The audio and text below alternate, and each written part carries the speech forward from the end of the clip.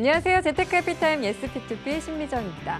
최근 P2P 업계의 양대 산맥이라고 할 수 있는 한국 P2P 금융협회와 핀테크 산업협회가 한국 P2P 업계에 관련한 입법화에 주력하기로 했는데요. 두 협회가 협력에 나서는 것은 이번이 처음입니다. 이 P2P 금융 현안 대응 PF를 마련해서 앞으로 소비자 보호 방안의 마련과 그리고 산업의 건전한 발전을 위해 애쓰겠다라고 밝혔습니다. 저희 재테크해피타임 예스 P2P도 여러분들이 더 쉽게 투자할 수 있도록 그리고 더 안전하게 많은 수익을 낼 수 있도록 옆에서 충분히 도움 드릴 테니까요. 방송 보시면서 궁금한 점 생기시면 저에게 언제든지 문의해 주시기 바랍니다. 자세한 방송 참여 방법부터 안내해 드릴게요. 예스 P2P 방송 참여 안내. 방송을 보시면서 P2P 투자가 궁금하신 분들 인터넷에서 와우스타를 검색해 주세요.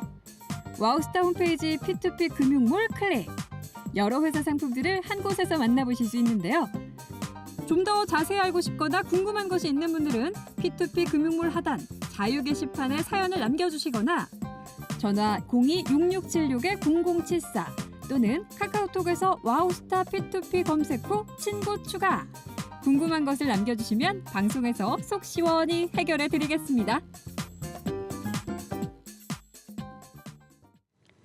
당신의 투자 자산 중 5%는 P2P에 투자하세요. 재테크해피타임 예스 P2P 화요일 순서 본격적으로 시작해 보도록 하겠습니다.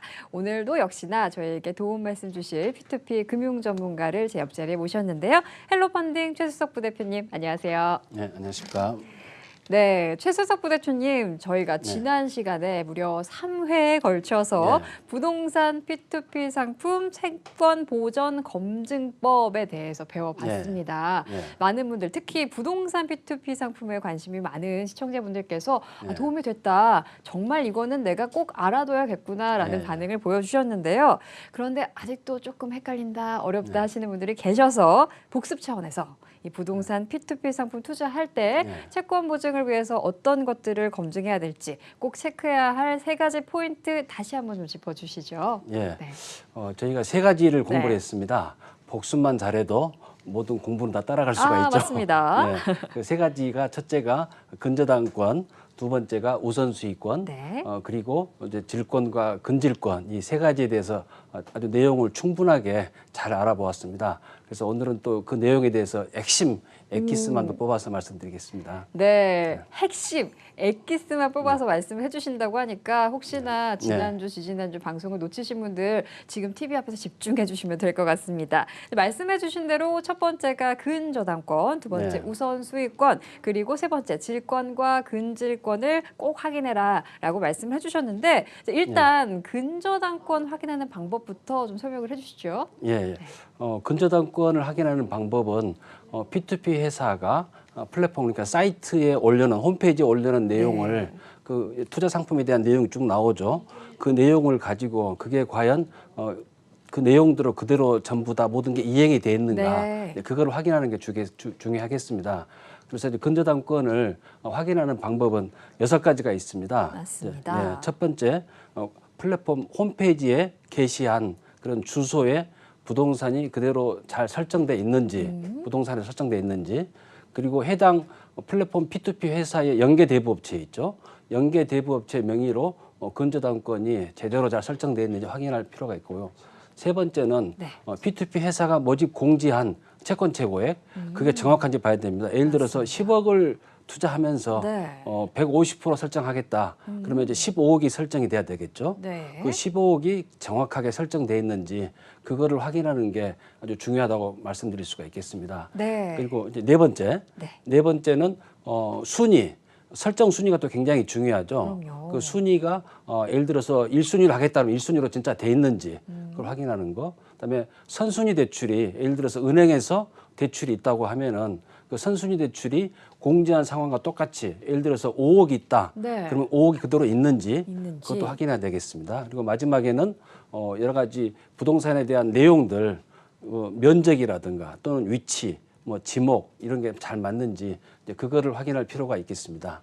네, 맞습니다. 근저당권을 확인하는 6가지 방법 핵심만 뽑아서 예. 잘 설명을 해주셨고요. 자, 이렇게 부동산 P2P 상품을 투자할 때는 채권 보증 검증을 위해서 근저당권뿐만 아니라 두 번째 우선 수익권도 확인을 해라라고 말씀을 해주셨는데 그럼 이거 확인하는 방법도 살짝 복습을 좀 해볼까요? 예, 예. 그 우선 수익권은 근저당권을 확인하기 위해서는 저희가 등기사항 전부증명서, 네. 등기부 등본을 인터넷 사이트 대법원 등기소에 가서 이제 발급받는 경우가 많은데 우선 수익권은 지난번에 말씀드린 것처럼 인터넷 사이트에서 발급이 안 되죠. 그렇기 때문에 등기소에 가서 발급을 받아야 됩니다. 그리고 우선 수익권은 부동산 신탁 회사에서 네. 부동산 신탁 회사를 통해서 우선 수익권을 이제 설정한다는 그런 개념을 가지게 됩니다. 네. 마찬가지로 똑같이 6가지를 이제 확인을 해야 되는데요. 첫 번째는 P2P 회사가 공지한 채권 최고액으로 그대로 우선 수익권이 잘 설정돼 있는지 그걸 확인하는 게 중요하겠습니다. 그다음에 두 번째는 그 주소에 신탁 계약이 체결돼 있고 신탁 계약이 체결된다는 의미는 부동산에 대한 소유권이 부동산 신탁 회사로 넘어온다는 거죠.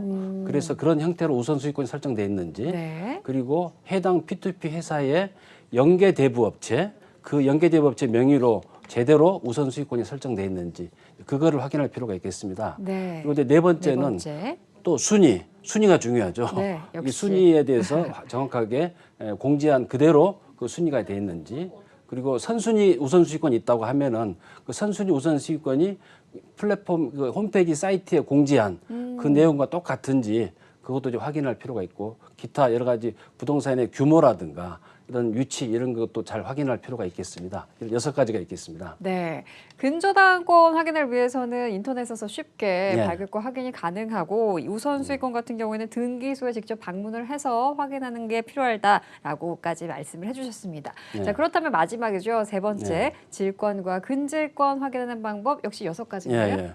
오늘 계속 6가지 나가고 있는데요. 질권과 근질권도 마찬가지로 부동산 관련돼서 여러 가지 확인하는 내용 6가지 똑같이 내용은 비슷합니다. 그래서 첫 번째 공지한 주소에 부동산의 질권이나 근질권이 제대로 돼 있는지 그걸 확인하고 그다음에 두 번째 해당 P2P 업체 명의로 P2P 업체 연계대부업체로 정확하게는 연계대부업체 명의로 질권이 설정돼 있는지 그리고 처음에 게시한 플랫폼 그 해당 P2P 회사 그 사이트에 홈페이지에 공지한 그대로 채권 최고액으로 질권이 설정돼 있는지 네. 이제 그 부분을 확인을 해야 되겠습니다. 그리고 이제 네 번째는 순위 또 마찬가지로 순위가 그대로 2순위였다 2순위, 1순위는 네. 1순위인지 확인하는 게 굉장히 중요할 거고요. 그다음에 질권 설정한 채권의 내용이 공지 내용의 다른 또 내용들과 유사한지 그 맞습니다. 순위도 포함해서요. 그다음에 네. 마지막으로 말씀드린 대로 부동산에 대한 규모라든가 위치 그리고 지목 등등이 맞는지 그 내용 6가지를 잘 확인해 보시면 좋겠습니다. 네, 맞습니다. 첫 번째 근저당권, 두 번째 우선 수익권, 그리고 세 번째 질권과 근질권을 꼭 확인하셔서 그리고 각각 또 6가지 정도가 있으니까요. 부동산 P2P 상품을 투자하신 분들이라면 이런 것들을 꼭 확인해서 과연 내 상품의 채권 보전이 잘 될지 꼼꼼히 확인하는 자세가 꼭 필요할 것 같습니다. 자, 그럼 이번에는요. 펀딩이 이미 진행돼서 완료된 상품을 좀 예로 살펴보면 이해하는 데 좀 쉽지 않을까 싶은데 헬로 펀딩의 상품을 좀 예로 들어보면 어떨까요? 어떤 상품 보여주실까요? 저희 헬로 펀딩이 굉장히 많은 상품이 있습니다. 그렇죠. 그 중에서 이제 부동산 중에서도 이제 준공자금 대출 성격 나간 게 있습니다. 준공자금이요. 우리가 일반적으로 이제 부동산 프로젝트 파이낸싱, 부동산 PF 상품의 이제 범주 안에 들어가는 그런 상품이 되겠습니다. 이런 준공자금 대출에 대해서 저희들이 경기도 부천시 고강동 주상복합 건물에 대해서 펀딩한 내용을 이제 말씀드리겠습니다. 요거는 저희들이 총 준공자금으로 15억을 저런 건물을 완성시키기 위해서 15억을 펀딩했고 투자 기간은 4개월, 그리고 투자자 지급하는 수익률은 세금 공제전, 세전으로 연 19%를 지급하는 그런 상품이 되겠습니다. 네, 예상되는 세전 수익률이 연 19%면 역시 상당히 높은 편입니다. 역시 PF 상품이니까 좀 수익률이 높아 보이는데 이 상품 같은 경우에 과연 처음에 대출을 신청했을 때 그 당시 상황이 좀 어땠는지가 궁금하거든요. 주변 상황이 어땠나요? 그때 당시에 대출을 신청하신 차주분, 대출자분께서는 주로 예전부터 이제 건설업을 해오고 계셨습니다. 아, 그렇군요. 하셨는데 미리 좀 땅을 사놨습니다. 부천시 네. 고강동에다가요. 그래서 2002년도에 땅을 사놓으시고 그 땅을 가지고 이제 새마을금고에서 대출을 받고 땅값 일부와 건축비 대출을 받고 진행하고 있었는데 사업을 진행하다 보니까 공정률이 한 85%까지 올라갔습니다. 네. 그러니까 골조다 끝나고 외벽 같은 거 다 했었는데 거의 마무리 나머지 단계였겠네요. 뭐 엘리베이터 넣고 뭐 이런 자금이 네네네. 부족했던 거죠. 15% 정도 부족한 자금. 그 부분을 이제 저희들한테 요청을 하게 된 거고요. 이제 상업시설은 분양을 하게 되는 거고요. 이게 1층과 2층이 상업시설이고요. 네. 그다음에 3층부터 전체적으로 10층까지는 아파트로 구성이 되어 있습니다. 말 그대로 주상복합이네요. 예. 그래서 1, 2층 상업시설은 분양을 하고 그다음에 3층부터 10층까지는 요분이 아파트를 임대를 놔드려 가지고 임대료로서 이제 편안하게 사시겠다. 이런 네. 사업 목적을 가지고 진행하셨고요. 그러면서 이 주변이 인구 이제 밀집 지역이고 초등학교가 바로 옆에 있습니다.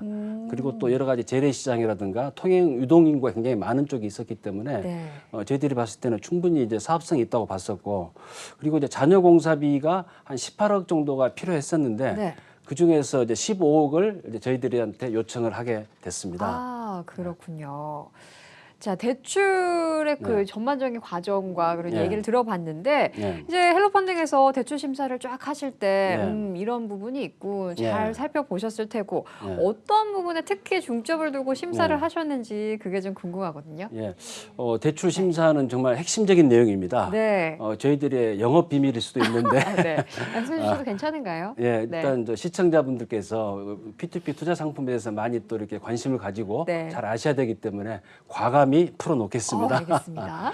총 8가지인데요. 네. 8가지를 저희들이 중점적으로 이 건에 대해서 심사 포인트를 가지고 진행을 했습니다. 첫 번째는 상업시설의 입주 예정자 파악을 통해서 이제 분양 가능성을 점검을 했습니다. 분양 가능성. 예. 그리고 두 번째 이제 앵커 테넌트라고 우리가 소위 말해서 핵심 임차인, 핵심 임차인이 누가 들어올 것인가. 네. 특히 저 상업시설에 대해서 보통 우리가 어떤 큰 상업시설이 있으면 영화관이 들어온다. 그러면 그렇죠. 그 영화관 때문에 여러 가지 많은 또 그 분양이 잘 되기도 하고 그러지 않습니까? 그렇죠. 그런 것처럼 여기는 핵심 임차인이 새마을금고가 다시 들어오는 입점하는 네. 거였습니다.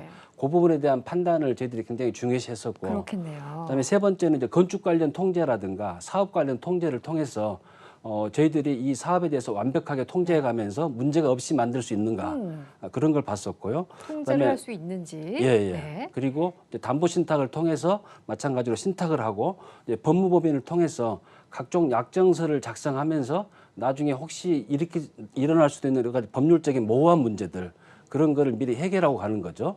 그리고 이제 다섯 번째는 시공사에 이제 공사 대금이 혹시 덜 준 게 있는지 그것도 봐야 될 거고요. 그다음에 또 시공사가 연대 보증을 해줄 수 있는지 그것도 봐야 됩니다. 네. 왜냐하면은 나중에 이게 저 차주는 대출을 받는 분은 시행사인데 공사는 시공사가 하고 있지 않습니까?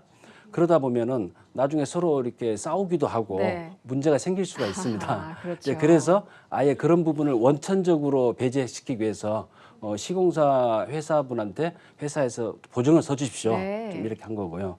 그리고 나서 차주의 또 다른 재산도 파악을 해야 됩니다. 왜냐하면은 이 대출이 만에 하나라도 잘못됐을 때 연체가 차주가 되거나. 네. 차주가 다른 재산으로 또 이게 정리해 줄 수 있는지 네. 그것도 이제 파악을 해야 되겠죠. 그리고 임대 예정인 아파트에 대해서 저희들이 혹시라도 안 됐을 경우에는 분양권을 받아가지고 저희들이 또 그걸로써 또 우리 투자자분들의 투자금을 상환할 수 있는 구조 그걸 만들자 그랬던 거고요. 네. 그다음에 마지막으로는 완공이 되면은 통대환 대출을 국민은행에서 하기로 했습니다. 그러면 국민은행 담당자분을 직접 만나서 네. 이거에 대해서 대출을 하실 수 있습니까? 그런 내용을 저희들이 직접 또 확인하는 그런 내용 절차를 전부 다 이제 밟게 있습니다. 네, 헬로펀딩에서 이런 부분에 중점을 두고 대출 심사를 하셨다라고 영업 비밀까지 저희에게 노출을 해주셨는데 이렇게 믿고 투자자분들이 투자를 하셨을 거라는 생각이 듭니다. 네. 자, 준공자금 대출을 해주기 전에 헬로펀딩이 뭐 여러 가지 심사도 했지만 어떤 것들을 특히 확인하게 됐는지 그런 것들도 좀 궁금하거든요. 예, 요것도 한 8가지 정도로 정리할 수가 있는데요. 네. 일단은 토지 매입이 제대로 이 차주 앞으로 돼 있는지 그걸 확인하기 위해서는 이제 등기사항 전부증명서를 발급을 받아가지고 확인할 수가 있습니다. 그리고 선순위 채권에 대해서는 확인해야 되겠죠. 네. 그거는 등기사항 전부증명서에 보면은 선순위 채권 최고의 금액이 나오고, 그다음에 차주께서 제출해 주시는 금융거래 확인서, 은행에 대출이 얼마 있습니다. 이거를 표현하는 게 이제 금융거래 확인서거든요. 네. 그 내용을 저희들이 통해서 확인할 수 있고요. 그다음에 또 연체가 없어야 됩니다. 그럼요. 해당 금융기관 거래에 대해서 네. 그래서 금융거래 확인서를 통해서 연체가 없다는 내용을 확인받고, 그다음에 또 세금 체납이 있으면 안 되겠죠. 그럼요. 그래서 국세 완납증명서, 지방세 완납증명서를 발급받아 가지고 문제가 없구나 이걸 확인할 수 있는 거고요. 그다음에 대출에 대한 자금 용도를 확인해야 됩니다. 그래서 대출을 받으시는 대출자 대표분, 대출기업의 대표분을 면담을 통해서 이 돈을 어디다 쓰시겠습니까? 아하. 그게 굉장히 중요합니다. 자금 그럼요. 용도 파악이. 자금 용도만 잘 파악해도 대출 부실에 거의 한 50% 이상은 다 예방할 수가 있습니다. 네. 그리고 그 자금 용도에 따른 증빙 자료를 저희들이 확인해야 될 거고요. 네.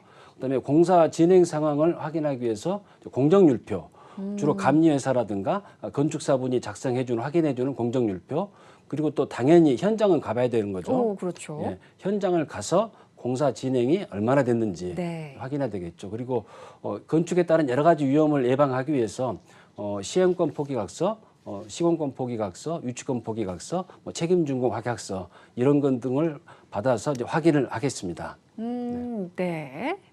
그리고 이제 분양 임대 가능성, 인근 중개업소라든가 인근 네. 분양 시설 또 여러 가지 유사한 시설을 방문해서 분양을 받을 수 있는지, 또 임대가 되는지, 그리고 또 수분양자, 분양을 받으시는 분이 이미 있으면은 그분들한테 접촉을 해서 실제로 진성, 제대로 정말 가짜가 아닌 진짜로 네. 분양을 받으셨습니까? 물론이죠. 확인도 하고요. 그리고 이제 사업지를 신탁사 앞으로, 부동산 신탁회사 앞으로 수탁을 시키고 자금 대리 사무를 통해서 이 대출 자금이 다른 데로 빠져나가지 않도록 네. 이렇게 철저하게 이제 관리를 하게 되겠습니다.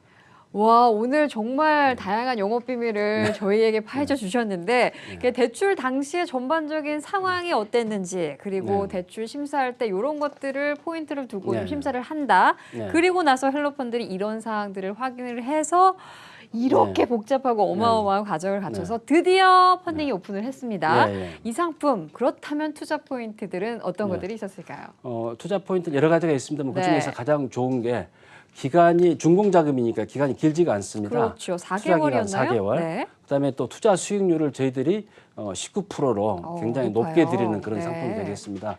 저희들이 고생해서 열심히 판단하고 검토하고 모든 리스크를 다 집어낸 다음에 그거에 대해서 투자자분들한테는 그 수익을 많은 걸로 돌려드리는 이제 그런 상품이 되겠습니다. 네. 그리고 펀딩 당시 전체 공정률의 85%가 가 있기 때문에 그 부분도 저희들이 확인했었고요. 그다음에 또 담보신탁 계약을 체결을 통해서 다른 가압류나 가등기라든가 압류 등이 들어오지 않도록 그걸 전부 다 예방을 하면서 1순위 수익권을 잡았습니다.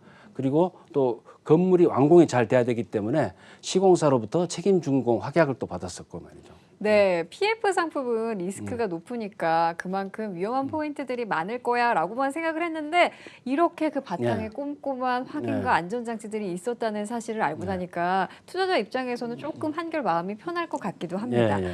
아까 전에요, 이 담보신탁 수익권 증서 1순위 수익권이라는 네. 용어가 나왔는데 예. 저는 굉장히 낯선 용어거든요. 네. 이게 도대체 무슨 개념인지 간략하게 설명해 주시면 어떨까요? 예, 예. 그 담보신탁 수익권 증서는 일반 근저당권하고 유사합니다.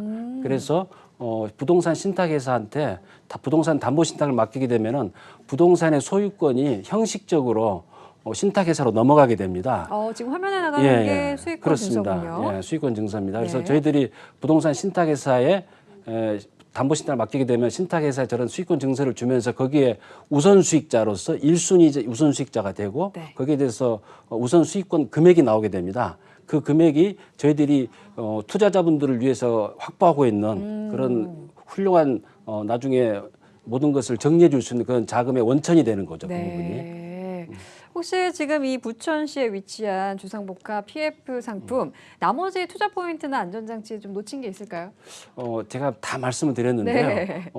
모든 것 다 말씀드렸는데 그래도 또 하나 또 저희들이 열심히 또 하고 있는 것 중 하나는 네. 담보처분 유입장을 받습니다. 그래서 혹시라도 잘못되면은 이거에 대해서 저희들이 곧바로 담보로서 처분할 수 있겠다. 그러니까 저희들이 매각을 해버린다는 거죠.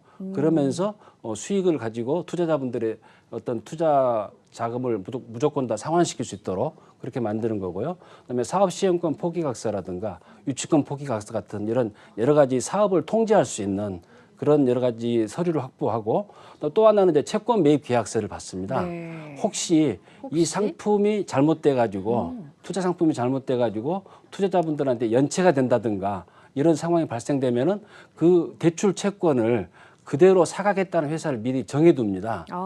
그러면은 혹시 이 상품이 연체가 되더라도 네. 투자자분들에 대해서 원금을 저희들이 상환시켜 드릴 수 있는 근거를 만들게 되는 거죠. 이제 그런 여러 가지 다양한 그런 채권 확보 수단을 만들었기 때문에 굉장히 안정성이 높은 그런 상품이 되었습니다. 네, 부천시 고강동에 위치한 이 상품 지금 보니까 85% 준공이 진행됐을 때 대출을 신청했다고 했고 그렇다면 과연 이 주상복합이 잘 완공이 됐는지 대출금 상환은 안전하게 끝났는지 이게 좀 궁금하거든요. 어떤가요? 상환이 안 됐으면 여기서 말씀드릴 수가 없겠죠. 그렇죠. 저희 헬로펀딩의 모든 상품은 현재까지 100% 완벽하게 그렇군요. 상환이 다 됐습니다. 연체 없이 말이죠. 네. 이 상품도 마찬가지로 저기 화면에 나오는 것처럼 아주 멋있게 저기군요. 잘 지어졌습니다. 네. 잘 지어져 가지고 입주도 다 되고 그리고 임대도 다 나가 가지고 아주 잘 됐고 투자자분들한테는 이자와 원금을 완벽하게 잘 상환을 해드리는 그런 상품이 되겠습니다. 그래서 저희들이 1금융권 네. 애시당초 처음에 정했던 국민은행하고 국민은행을 통해서 대환 대출이 이루어졌습니다. 그래서 투자자분들한테는 이자와 원금을 완벽하게 안전하게 다 이렇게 발언해드린 그런 아주 훌륭한 상품이 되겠습니다. 네, 연체 없이 상환이 무사히 완료된 상품이었습니다. 네. 자, 그렇다면 이 네. 상품에 투자했던 일반 투자자분들 과연 얼마나 수익을 얻으셨는지 궁금해지는데 어떤가요? 정말 저희들도 굉장히 자랑스럽게 생각하는 그런 네. 내용인데요. 그럼 예상됐던 수익률 19% 예, 얻어가셨나요? 19% 그대로 물론 이제 이자에 대한 소득세 네. 27.5%를 떼고 실제로는 손해지는 것은 이제 13.775%입니다. 그만큼 세후 수익률만큼 얻으셨는데요. 네. 훌륭하게 완성이 됐었고요. 500만 원을 투자하신 분 기준으로 했을 때 총 이자가 28만 3,695원이 나왔습니다. 거기에 대해서 세금 20.5% 77,980원 굉장히 높습니다. 저 빨리 세금이 정상화돼야 되는데요. 그러게요. 예, 좀 그래서 현재 15.4%로 정상과세가 되기를 하루빨리 기대해 보면서 투자자분들한테는 원금 포함해서 실제 지급한 금액은 520만 5,715원. 아주 만족하시는 그런 상품 또 투자 환급금이 됐습니다. 운용기간 4개월 동안 세전 수익률은 예상됐던 바대로 19%. 정말 꽤 높은 수익률이거든요. PF 상품 리스크만 높은 게 아니라 역시 수익률이 그만큼 빵빵하게 채워졌던 안전한 상품 만나봤습니다. 마지막으로요. 개인 투자자분들이 이런 준공자금 PF 상품을 투자하실 때 이런 사항들을 주의해야 한다. 좀 언급을 해주시죠. 개인 투자자분들은 일단 플랫폼사에서 P2P사에서 게시하는 내용들 그 내용을 좀 복잡하지만은 자세하게 분석해 보시고 이해를 하시고 혹시라도 이해가 안 되시는 부분이 있으면은 유선이라든가 또는 여러 가지 메시지 카톡을 통해서 질문을 해 주시고 그럼에도 불구하고 좀 확인해야 되겠다 싶으면은 직접 P2P 회사를 방문하셔가지고 설명을 좀 들으시면서 혹시라도 내 피 같은 금쪽 같은 돈이 잘못되지 않도록 잘 하시는 게 중요할 거고요. 그다음에 또 당연히 이제 담보가 충분한지 그리고 상환 재원은 명확하고 확실한지 그 부분을 잘 짚어보실 그런 두 가지 여러 가지 행동을 해주시면 너무 감사하겠습니다. 네, 그렇습니다. 부천시에 위치한 준공자금 PF 상품 살펴봤습니다. 헬로펀딩 최수석 부대표님과 함께 다양한 P2P 금융상품에 대한 이야기들 나눠보고 있습니다. 방송 보시면서 P2P에 대해서 궁금한 점 생기시면 방송 중에 그리고 방송이 끝난 후에도 언제든지 저희에게 전화나 카카오톡 그리고 홈페이지를 통해서 질문해 주실 수 있는데요. 자세한 방송 참여 방법 다시 한번 안내해드리고 와우스타 P2P 무엇이든 물어보세요. 이어가도록 하겠습니다.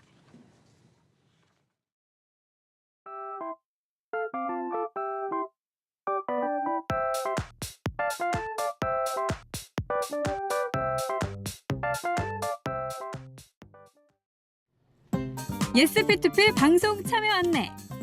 방송을 보시면서 P2P 투자가 궁금하신 분들 인터넷에서 와우스타를 검색해 주세요. 와우스타 홈페이지 P2P 금융몰 클릭. 여러 회사 상품들을 한 곳에서 만나보실 수 있는데요. 좀 더 자세히 알고 싶거나 궁금한 것이 있는 분들은 P2P 금융몰 하단 자유 게시판에 사연을 남겨주시거나 전화 02-6676-0074 또는 카카오톡에서 와우스타 P2P 검색 후 친구 추가. 궁금한 것을 남겨주시면 방송에서 속 시원히 해결해 드리겠습니다. 와우스타 P2P 무엇이든 물어보세요. 질문부터 화면으로 함께 만나보도록 하겠습니다. 질문 정말 다양하게 올라와 있는데요.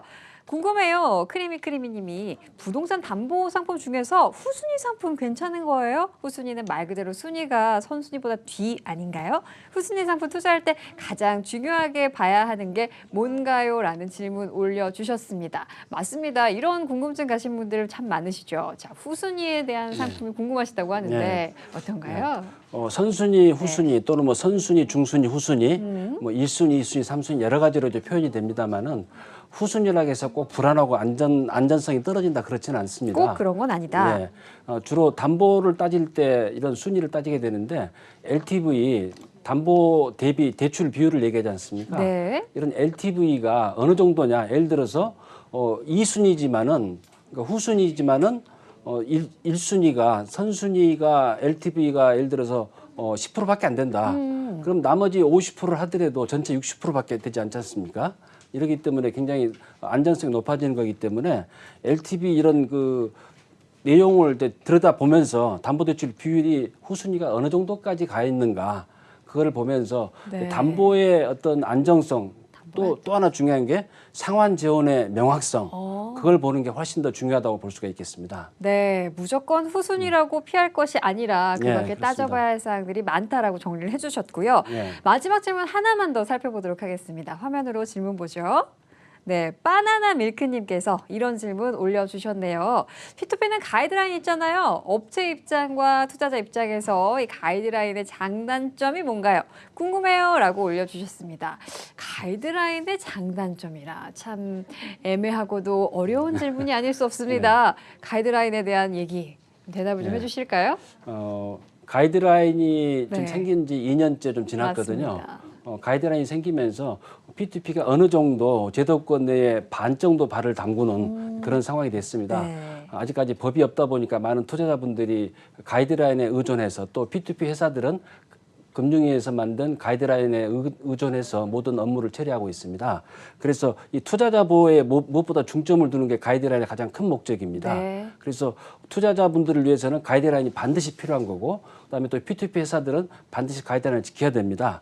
근데 또 뭐랄까 좀 P2P 회사 입장에서는 아쉬운 것은 투자 한도가 좀 제한돼 있다 보니까 그 부분이 아쉬운 면이 있겠습니다. 그렇지만은 가이드라인을 잘 지키면서 투명하게 공시를 하고 투자자 보호에 앞장설 수 있다고 하면은 어떻게든 P2P 회사들은 투자자분들을 위해서 가이드라인을 잘 지키고 완벽하게 그 내용을 그대로 지시 따른 내용을 이행을 해야 됩니다. 그렇기 때문에 어떻게 보면은 법률이 지금 논의가 되고 있는데 P2P에 관한 독자 법률 네. 그 법률이 완성되기 전까지는 발의가 돼서 제정이 되기 전까지는 P2P 회사들은 가이드라인에 대해서 100% 완벽하게 지켜야 되고 그 내용은 투자자분들을 위해서 모든 게 이루어지는 이제 그런 내용이라고 볼 수 있겠습니다. 네, 알겠습니다. 무엇이든 물어보세요. 여러분들의 궁금증까지 해결해 드렸습니다. 함께해 주신 헬로펀딩 최수석 부대표님 고맙습니다. 네, 감사합니다. 네, 재테크 피타임 예스 P2P 저희는 다음 주 월요일 밤 8시 30분에 다시 인사드리도록 하겠습니다. 함께해 주신 여러분 고맙습니다.